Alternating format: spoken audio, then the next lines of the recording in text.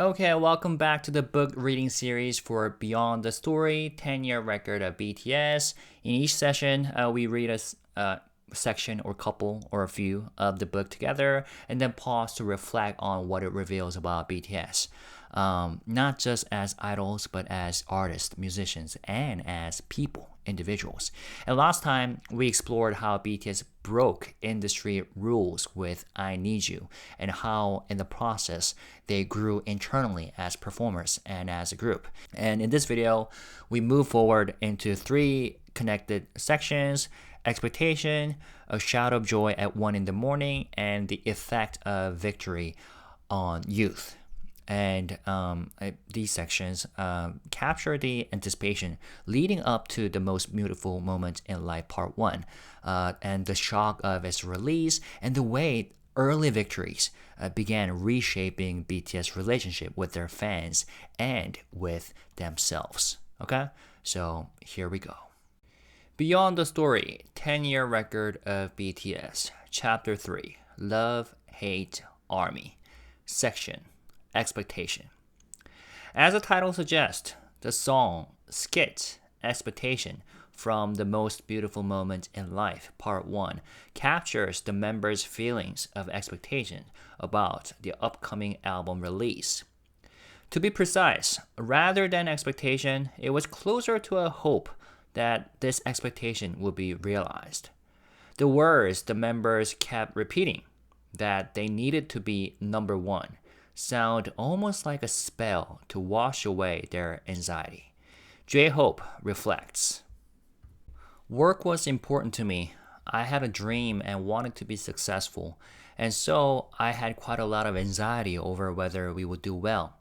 I think I wondered, will this work make me really happy? I was always hovering around that point." As J-Hope says, the members wanted to break away from the cycle of sweet, bitter, sweet, bitter. 단짠, 단짠. They weren't asking for much. To have a number one on a chart music TV program. To come out on top, not on the yearly album charts or at a music award ceremony, but simply on one of those programs that aired multiple times a week. Getting a number one on a chart music TV program is a rite of passage for every idol group in Korea. Each chart music TV program runs weekly. Every terrestrial channel has its own, and put together, this basically means that, other than Monday, there's one on every day. Each program also calculates rankings differently. For some, good digital music figures lead to a high chance of hitting number one, and for others, first place can come from having good physical sales. Only after being ranked number one in one of these programs can you talk about popularity or success. If an idol group doesn't achieve a number one within a set period of time, it is likely to disappear from the programs altogether. Aside from those belonging to large management companies, idols that don't make number one in just one of these chart music TV programs that air all week long find that their companies are reluctant to keep waiting and investing in production cost. BTS were now between albums Dark and Wild and The Most Beautiful Moment in Life Part 1, and a chart music TV program number one trophy was within reach. At the time of their previous album, School Love Affair, they had been contenders for number one with Boy in Love. And by the Mama Awards at the end of 2014, their fandom had begun to increase rapidly in size. However, the numbers for Dark and Wild didn't live up to expectations, and their new album still hadn't come out. Neither BTS nor Big Hit Entertainment had any way of getting a true feel for their popularity. When discussing with the company about the group's direction at the time of Dark and Wild, V apparently said, "There are groups above us when it comes to popularity and groups below us too. But I don't think there are any groups like us. BTS are in a position unique to BTS." Going on from this, V pointed out a condition for BTS to grow further. What's called a legend stage, given an awesome performance. A few months later, this legend stage took place at the 2014 Mama Awards. Even so, they still hadn't got their hands on the number one trophy. Among all the groups who hadn't yet hit number one on a chart music TV program, they were the closest. Yet, they still hadn't made it. Skit, Expectation, captures all the expectations and anxieties of the members. J-Hope explains how it felt back then. We also wanted to reach that spot. We wanted to make number one. We thought a lot about wanting to achieve something. So that was the end of the section. Let's talk about the skit, Expectation. So this track feels like, I love this, I love BTS skits. So, listening to this one feels like eavesdropping on a, dorm conversation, like the night before an exam or something, and it's the raw anxiety of 7 people who want something, so badly, but are afraid to say it aloud. And repeating 1등, first place, becomes almost like a protective spell.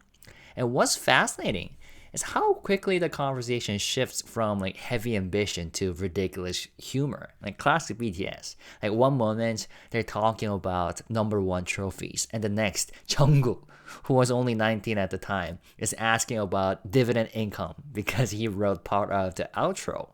And the older members tease him. RM shouts Jungkook's father, 아버지가 그랬어, and everyone cracks up. So that back and forth is classic Bangtan, humor as a coping mechanism, almost to say. And even in the middle of deep anxiety, they find relief in laughter. And if you think about it, in most K-pop idol albums, skits, if they are any included, they are throwaways. But this particular one, Skit Expectation, is like a document of BTS, their mental states in 2015. They were just 7 young men wondering, will this finally work? And when it comes to this specific section of this chapter, what's striking is how modest their goal was at the time. Because they weren't talking about Billboard or Taesang or global stardom. Their expectation was simply to win once on a weekly Korean music show. And that trophy was, as the section called, the rite of passage every idol group needed, like a small marker of legitimacy that meant that you wouldn't just fade away. And for BTS, who had been contenders but never winners, the pressure was pretty enormous at the time. And J-Hope describes that strange mix of ambition and worry, wondering if success would really make him happy. And it shows, I think, how tightly their self-worth was tied to achievement. And repeating, we need to be number one, became less a plan and more like a mantra, almost like a spell to keep their doubts away. And the irony is that the dream was so simple, yet for a small company group, for BTS at the time on their big hits, it felt almost unreachable. And V's quote about BTS being in a position unique to BTS was also interesting, I think, because they weren't at the very bottom necessarily, but they weren't at the top either necessarily. They were stuck in between, close enough to taste success, but far enough away to feel insecure. And that in-between space defined their hunger. And it's probably why he spoke about wanting a legend stage, legend 무대, something so undeniable that no one could overlook that. So, yeah, interesting section. Now that was the end of the section titled Expectation. Now moving on to the section A Shout of Joy at 1 in the morning. At midnight on April 29th, 2015, The Most Beautiful Moment in Life Part 1 was released across all music streaming platforms. At the time, due to the effect of real-time chart tallying by the hour, most idol groups released their songs at midnight, and the fandom would listen to the songs over and over to increase the song's entry position on the charts. And there's a footnote right here that says this type of tallying method has since been abolished from Korean music streaming platforms, and tracks are now generally released at 6 p.m. Alright, back to the text. An hour later, at 1 in the morning, the director of Big Hit Entertainment at the time, Lenzo Yoon, shouted out in surprise when he saw the results. The title song, I Need You, had entered at number 2 on the Melon Live chart, which at the time had the greatest market share among all the music streaming platforms in Korea. The members were similarly shocked. J-Hope recalls the moment he saw the Melon Live chart. I think we must have all looked at the chart together mid-practice. It was so exciting. We had never entered the music charts at such a high position before. It was the first time I felt that so many people are listening to our songs, and it was thrilling. I also thought this is what we made music for. Shortly after debuting, one of Suga's wishes had been to reach number 1 on the Melon Live music charts. For him, this was the marker of success. He says, "Back then, I believed that was everything. I thought it was the very edge of this world. I think I saw it as like reaching number 1 on Melon means you have made it as a singer. I looked at the chart almost every day. It wasn't as if I was watching stock charts, but I calculated this and that and carried out analysis too." Though I Need You couldn't make Suga's wish a reality, at the time, number 2 on the Melon charts felt similarly, if not even more, difficult to achieve than number 1 on a music TV program. Compared to singers who were widely known and popular among the masses for idol groups whose activities center around their fandom, it was difficult to get good results on the streaming platforms used by the wider public, especially Melon, which had the most users. Live charts, which determined their rankings based on the number of listeners per hour, were of course favorable to artists with a strong fandom. But ranking high on the charts wasn't easy back then and isn't easy now. Even Danger, the title song of BTS' previous album, Dark and Wild, didn't reach a notable position on the live charts. The significance of BTS hitting number 2 on the live charts was simple. Their fans had started to increase so much in number that even the staff at Big Hit Entertainment could hardly believe it. Every one of their results went up. Based on the Gaon chart criteria, 203,664 copies of The Most Beautiful Moments in Life Part 1 were sold, more than double the sales of Dark and Wild back in 2014. Then, BTS finally hit the top spot on a chart music TV program. On May 5th, 2015, they got their first ever number 1 on cable music channel SBS MTV's The Show with I Need You. And 3 days later, on May 8th, they reached number 1 on KBS Music Bank, their first on a terrestrial broadcast channel. Jimin explains how he felt at the time. There was a strong sense of being rewarded, that we had done something together as a group. I was overwhelmed by that feeling, I think. I didn't really care how hard I had prepared or how hard I had worked. I was so grateful we had achieved something from all of us members working together. The other members felt similarly. To them, a number 1 meant that BTS, both as a group and as individuals, had finally been recognized, and this felt like happiness. J-Hope explains, "It felt like our presence was being recognized. We started from music, and we were making it known that one album, my name, our group, all these things were alive." J-Hope elaborates on the happiness that comes with popularity. Making it known through my work that this is the person I am, it tasted so sweet. I acknowledged for the first time that I was loved a lot. Okay, so let's talk about this section. This one really reminds me of very specific K-pop ritual. Midnight releases, when fandoms stream furiously to push their group up the live charts. And for idols, chart position wasn't just about bragging rights. It was about survival. And BTS releasing The Most Beautiful Moment in Life Part 1, 화양연화, at midnight and then watching the numbers roll in an hour later really, captures the tension of that system perfectly. And the shock of seeing INEEDU enter at number 2 on Melon is almost hard to overstate because this wasn't just a fandom-driven niche victory. Melon represented the wider Korean public. And for a rookie idol group from a small company, big hits, this was unheard of. And J-Hope particularly recalls the thrill of realizing so many people are listening, and Suga admitted he treated the Melon chart like stock prices, tracking every fluctuation.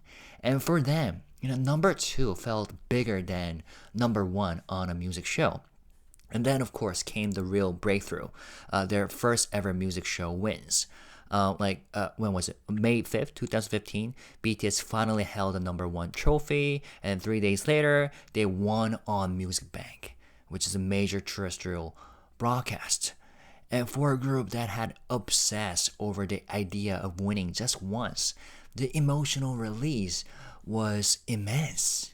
And Jimin spoke of feeling rewarded, not because of hard work alone, but because the group had done it together as a team. And what's especially powerful is how the members described the feeling. Like J-Hope said something like, it felt like their names and their music were now alive. And that's more than popularity. It's a recognition of the existence itself. And for idols who had lived on the edge of irrelevance, those trophies weren't just physical, shiny metal objects. They were rather proof that BTS mattered and that they belonged and that their journey was worth continuing on. Okay, that was the end of the section titled A Shout of Joy at 1 in the Morning. Now moving on to one more section titled The Effect of Victory on Youth. As BTS began to grasp success, the world outside them began to change. This can also be seen in videos related to their TV music program appearances, uploaded to YouTube under the subcategory Bangtan Bomb. And there's a footnote right here that says Bangtan Bomb, a subcategory on BTS official YouTube channel, Bangtan TV. The videos contained not only their onstage performances, but also candid footage of the members backstage, in the green room, and in other shooting locations. Okay, back to the text. The footage captured from their debut in 2013 up until The Most Beautiful Moment in Life Part 1 generally showed the members playing pranks on one another in the green room, getting ready for their stage performances, and so on. Videos taken after their follow-up album, The Most Beautiful Moments in Life Part 2, often showed BTS getting ready to appear as special MCs on music TV programs alongside the album release. This gives an idea of what The Most Beautiful Moment in Life Part 1 meant to BTS. A special MC was a particular person chosen from among the various artists active at the time to host the program as a one-off. Being chosen as a special MC basically meant that the person had arrived. The video content also captured the members' reactions to reaching number 1 on the chart music TV program. I think when it says being chosen as a special MC basically meant that the person had arrived, means that the person had made it. Okay. Now, Jimin explains the interchanges that the members, including himself, went through at the time. I think it was from that point onward. We started to properly become aware of these people called fans. We hadn't properly defined the fans before that. We were like, what do we call them? The members would just be saying, let's do our best, let's do a good job. But once we had made number one, I kept remembering our first broadcast the day we debuted. That day, around 10 fans came, right? Those people, without those people cheering us on, there would have been no demand for us to exist. And we felt a sense of urgency that we needed to be truly thankful to these people called fans. Success made BTS conscious of everything they had gone through to get this far, as well as what they wanted their goal to be from that point on. J-Hope recalls the atmosphere among the members following the Most Beautiful Moments in Life Part 1. I think the members all had ambition. We had made one dream come true, but we weren't satisfied and wanted to present an even more impressive image of ourselves. All of us were thinking, I want to go even higher. Maybe that was why our group had gotten this far already. I think that even if one of us had thought differently, it would have been difficult to do. Success had allowed the members to expand their goals, and it was just by great coincidence that they had been working on Dope as a follow-up to I Need You.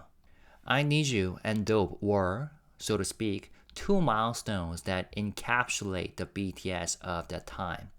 I Need You almost seemed to portray the hardships and despair BTS had experienced prior to Dark and Wild, whereas Dope captured how, despite everything, they had somehow made it this far. And here the book includes the lyrics of Choro, Dope. Stink, stink, stings, the smell of sweat in our dance studio.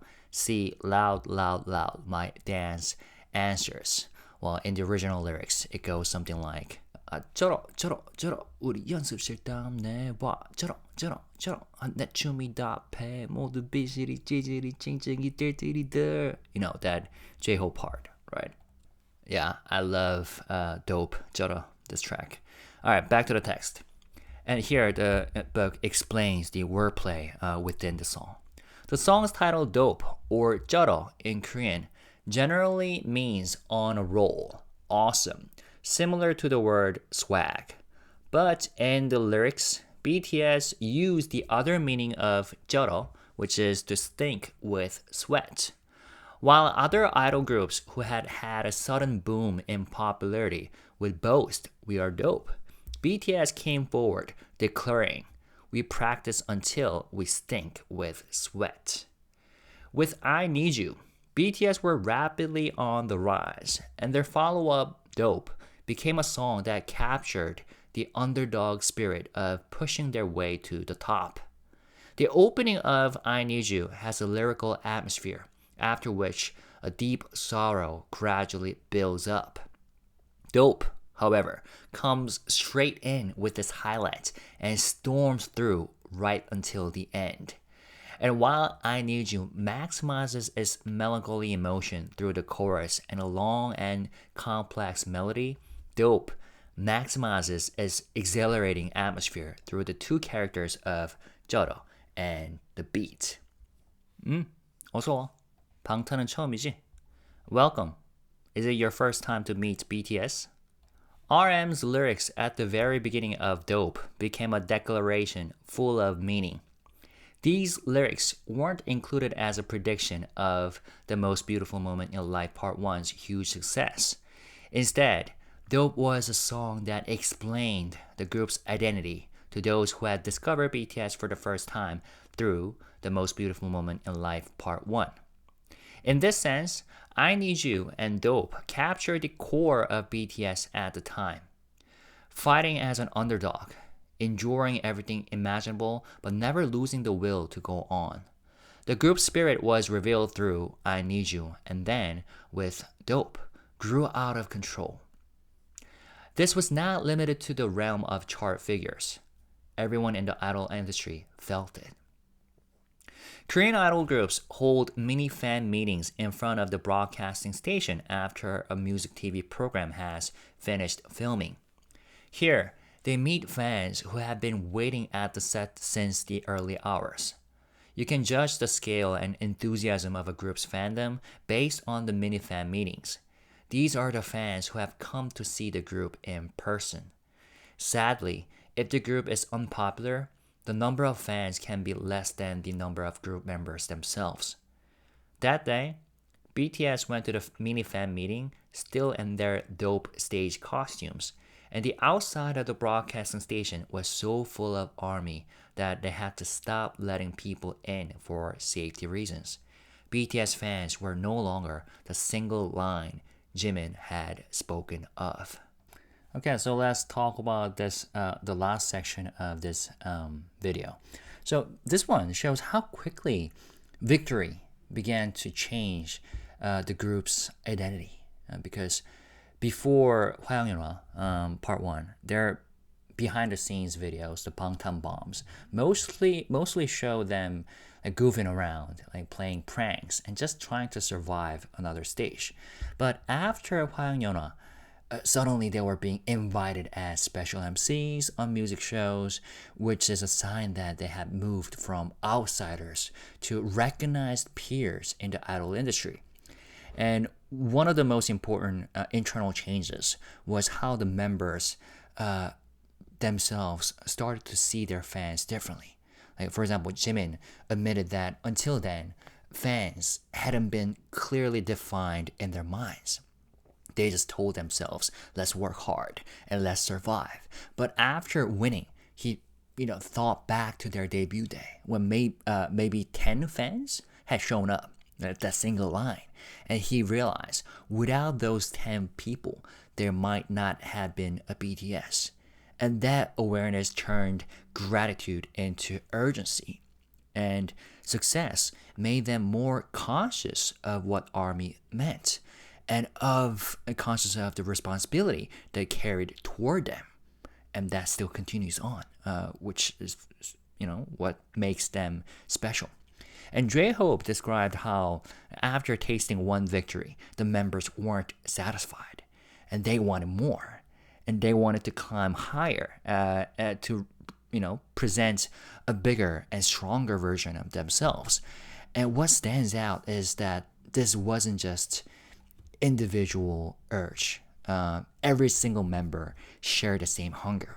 And J-Hope even said that if even one of them had thought differently, it would have been difficult to continue. And I think when it comes to this group, that unity was crucial. And musically speaking, the two songs discussed in this section together capture BTS's essence at the time. Like INEEDU, the track represented like sorrow, despair, and the fragility of youth. Meanwhile, Dope, Joro, represented like sweat, determination, and the refusal to stop. And RM's opening line in Joro, Dope, 어서 와, 방탄은 처음이지? Welcome. Is it your first time to meet BTS? That was so clever, and at the same time, it was more than that. It was like an announcement that we are here, and we have survived, and we are ready to take over, which basically is what happened afterwards. And the Dope lyrics, really captured their underdog spirit perfectly. Like 밤새 일했지 every day. 네가 클럽에서 놀 때. I worked all night every day. We worked all night every day while you guys were partying at the club. And RM's line, like 3부 세대, 5부 세대. 그럼 나 6부가 좋으니까 6부 세대. That turning the despair of Korea's give-up generation into a wordplay joke about beef jerky while flipping negativity into humor. And there was also like a rallying cry to their generation. Don't give up.